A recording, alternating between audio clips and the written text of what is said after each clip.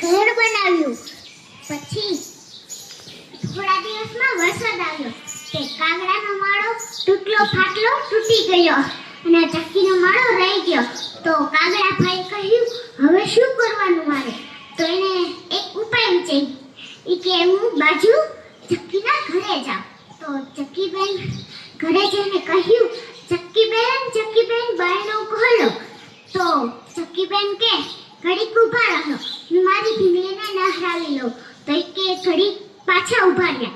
તો ઘડીક થયું તો પાછા કાગડાભાઈ કહે, ચક્કીબેન ખોલો ને.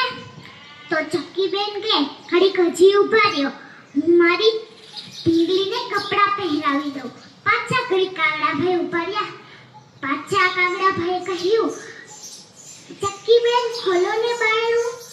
તો ચક્કીબેન કે ઘડીક ઊભા રહો ને, મારી ભીંગલીને કાળું ટપકું કરી દઉં. ત્યાં તો ચક્કીબેને દયા આવી ગઈ. તો એ તો ઝટપટ જઈને બારણું ખોલ્યું અને ટુવાલ આપ્યો અને કહ્યું, તમારું મોઢું બધું લૂછી ખાટલે બેસો. ત્યાં તો કાગડાભાઈને રસોડામાંથી ખીરની સુગંધ આવી. તો કાગડાભાઈ તો ખુશ થઈ ગયા. તો એ તો ખીર ખાવા ગયા રસોડામાં. થોડીક વાટકામાં ઠારે ત્યાર પછી તો બધી ખાઈ ગયા. અને ચક્કીબેન તો નાહીને આવીને જોવા ગયા રસોડામાં.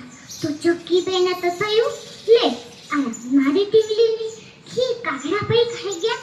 હવે તો કાગડાભાઈને મજા શીખાવ. તે ચક્કીબેને લાકડું સપતું લઈને સીધું કાગડાની પૂંછડીમાંથી નાખ્યું.